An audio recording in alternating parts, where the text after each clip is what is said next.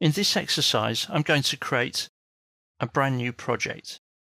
So here I'll click on New Project, and I'm going to select the Systems template. Click on OK. I want to concentrate on the HVAC and the mechanical panels from the ribbon. I've dragged them into the drawing area for clarity. Rather than starting at the very beginning, I'm going to start with the duct placeholder. Notice that when I select the tool, the contextual tab changes and gives me some options. This tells me that it will automatically connect to another element. I can select it to inherit the elevation or inherit the size of other objects that I connect to. I can also select Tag on Placement. The Duct Placeholder tool, although it has properties, we can see here that we have oval, rectangular and round duct.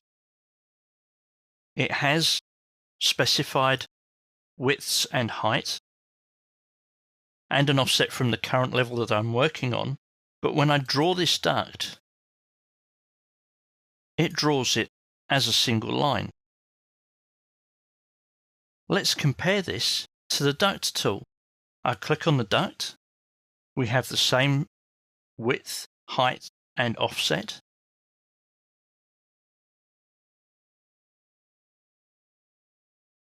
And I'm going to follow the path of the placeholder duct.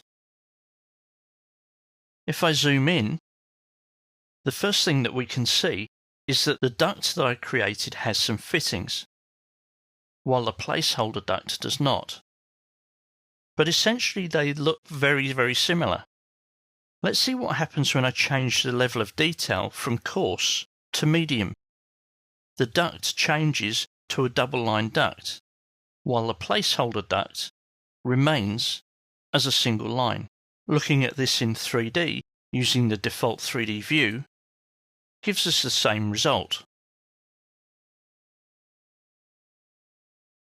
Both look single line until I change this view from coarse level of detail to medium.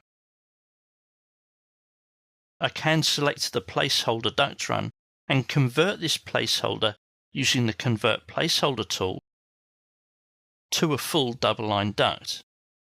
Once this process is done, however, you can't revert back to placeholder. I'll undo that last command because I want to indicate that on the placeholder ducts, I can still use the duct sizing tools. These ducts are still part of systems. Here we have a system type of supply air. The biggest difference between this and the full-size duct is the full-size duct I can then start adding insulation or lining to. So the placeholder duct is ideal at conceptual design. So running through the rest of the tools on this tab, we have duct fittings, and as you can see here, we've got elbows, T's, Y's, crosses, and other types of fittings. So here's a duct fitting. I can create duct accessories. From the properties palette, here we've got a control damper, and if I go and place it, and to place this object, I'll go back to my plan view, and as I place this over the top of a duct, once it's placed, it will actually cut into the duct.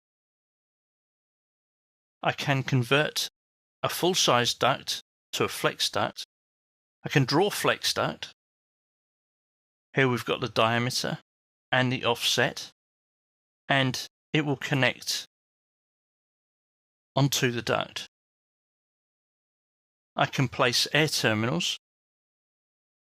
Here we have a supply diffuser. We have extract grills, return diffusers, or I can load a family from my library. I can also place mechanical equipment. Again, from the type selector, I can choose the type of element that I want to place.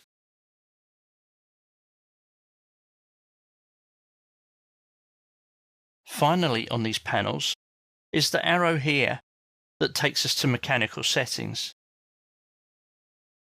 In the Mechanical Settings dialog, I can select whether MEP hidden lines are drawn, what the line style is, and I can look at duct settings. I can select the system type, the duct type, and its default offset. This goes for branches. And I can also look at the sizes that we use for ducts.